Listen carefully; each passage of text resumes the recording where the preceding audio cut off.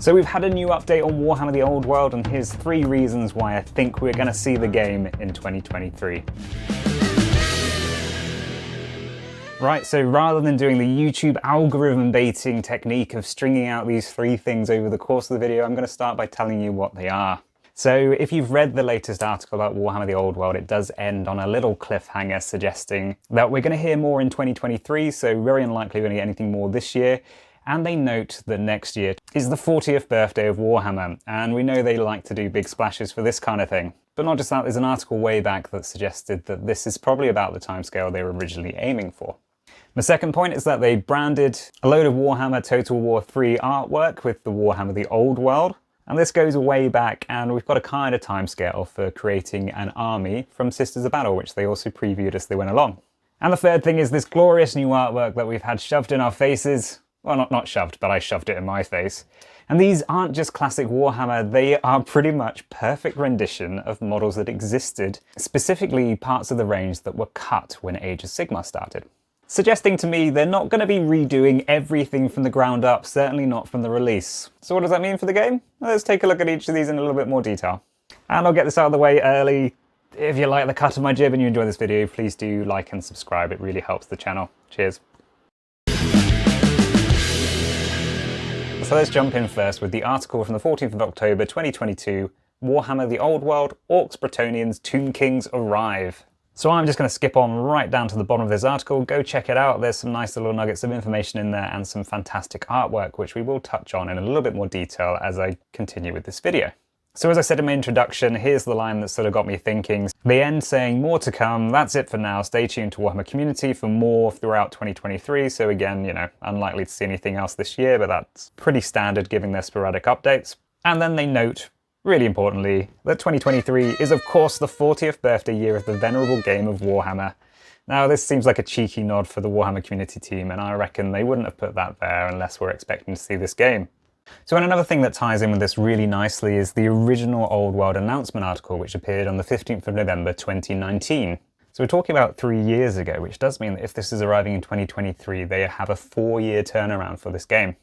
In this article, they jokingly say work's begun and so far they've made a logo, and they show off the logo. They indicate it's a long way off, specifically saying years, more than 2, like 3 or more, definitely not soon. So, you know, we're definitely in the window they were kind of looking at, or certainly that the Warhammer Community article was able to say. Also worth noting though, this did fall at the end of 2019 and COVID and Brexit have happened since then, so we'll take this with a pinch of salt for now. And it's the third point that I really want to delve deeper on.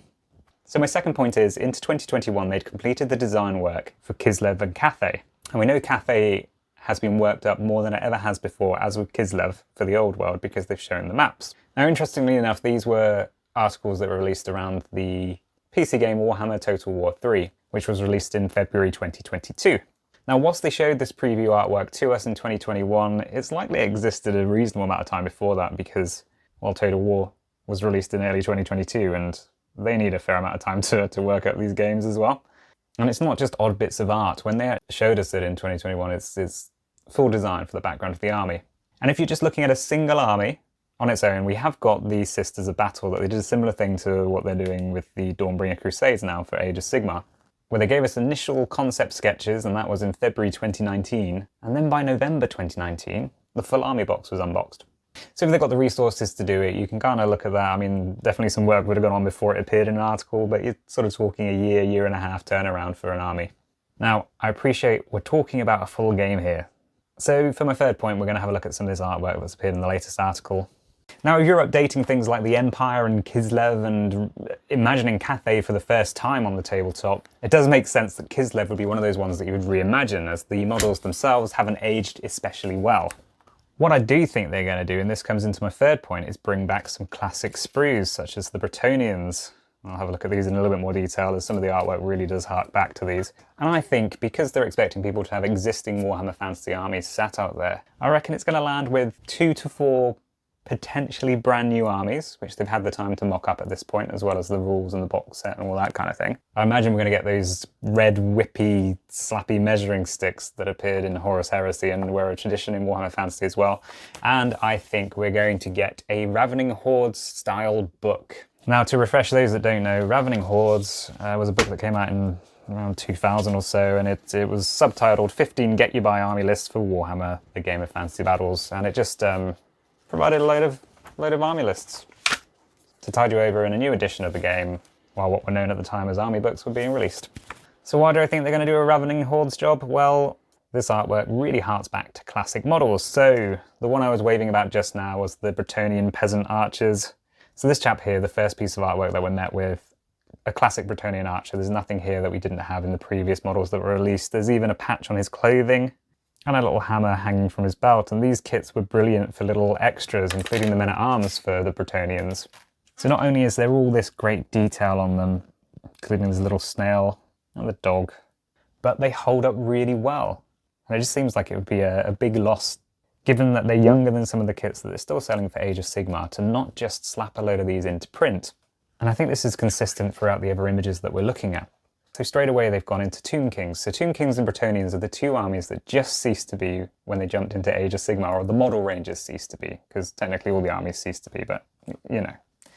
Now this chariot, again, is spot on to the model. It's one of the older models in the range, but much of the Tomb King range is really impressive still, with arguably the Tomb King Tomb Guard still being one of the best skeleton sets that they've produced, even with the outstanding modern ones released first in Curse City. And bearing in mind that in this game, they are on square bases, they do need to rank up next to one another. And not to mention the Necro-Sphinx, which is one of my favourite models that they've ever done, and I never picked one up. So next, as we go down the article, we've got a Knight of the Realm for Britonia. Again, looking at the sprue, it's a really great piece of artwork, and not only that, but the helmet is spot on to one of the ones that used to get on the Knights Errant's kit.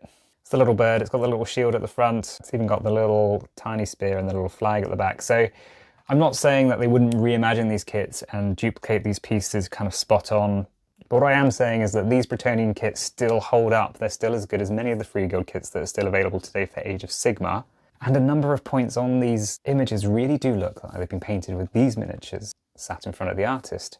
I would certainly expect more change, more animal motifs and things on the helmets of these when they're reimagined. And finally we have the Orc Boar Boy.